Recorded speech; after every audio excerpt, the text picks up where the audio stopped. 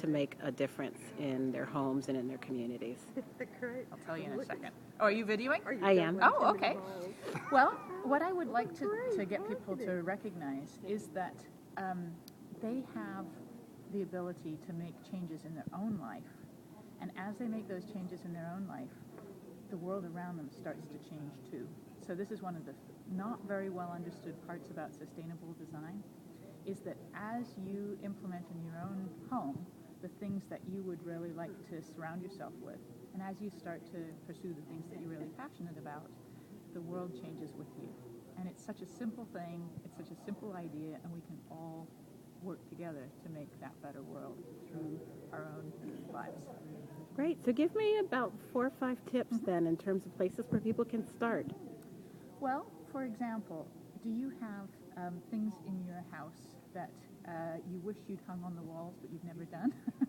For example, I have one friend who has mirrors and pictures all around the base of her rooms waiting for the day that she hangs them up. Hang them up. Things like that are very, very simple. But in terms of how you're actually living your life, take a look at what are the things that you really long to have time to do, but you believe you don't have time for. Make time for those things.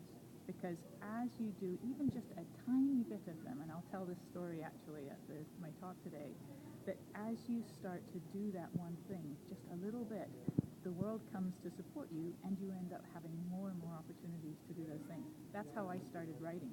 I was an architect, but loved writing, and I didn't have any time for it. And I just decided to start by just writing a little bit once a week.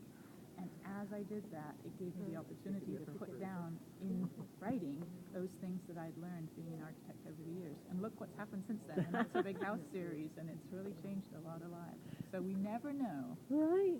So out of the Not So Big House, which I've read, and it was fabulous, and my husband and I took those principles into buying our house that we bought. Right. What is it that you'd like people to take away from the idea of architecture?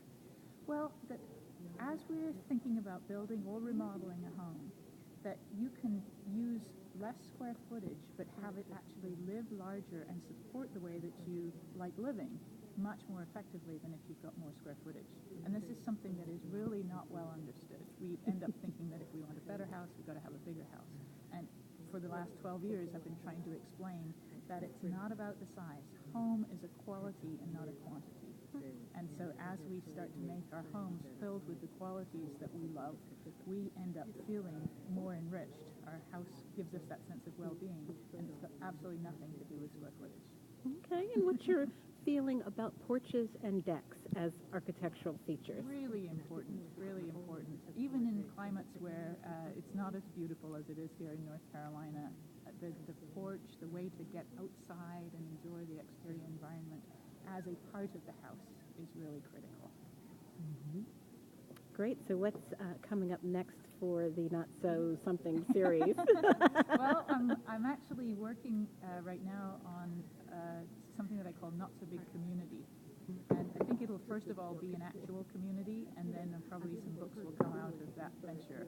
So maybe a few years yet on that one, but it's something that's really of interest to me in creating communities that allow people to work and live in the same area and to be multi-generational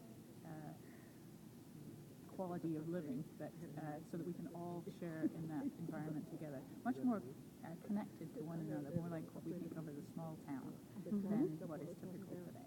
And so what are you looking at in terms of community design? Are you looking at particular activities that this community would do? It's actually the whole thing, right from how do we design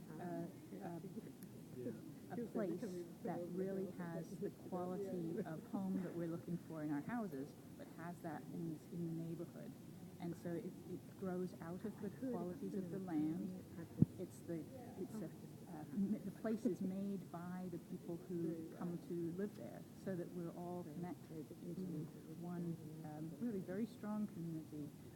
For example, would have places for growing your own food, places that are lots of not so big houses and courtyard houses and cluster homes, that sort of thing. Learning from the new urbanists, but also learning from a lot of the other things from history that allow us to really make communities that work for us today. I think lot of people are really hungry for a sense of community but just don't know how to find it. So that's what I want to help articulate. Great. And if there's a community that already exists, what's the one thing that you'd suggest to them that they implement that might help them bring that sense of community to a geography that doesn't allow for that new urbanism concept?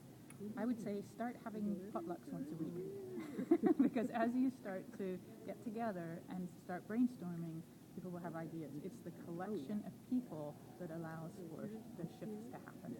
So you've got the resources within you already, and it's just exploring those and finding what your collective intelligence can allow you to bring into being. So best of luck for that community.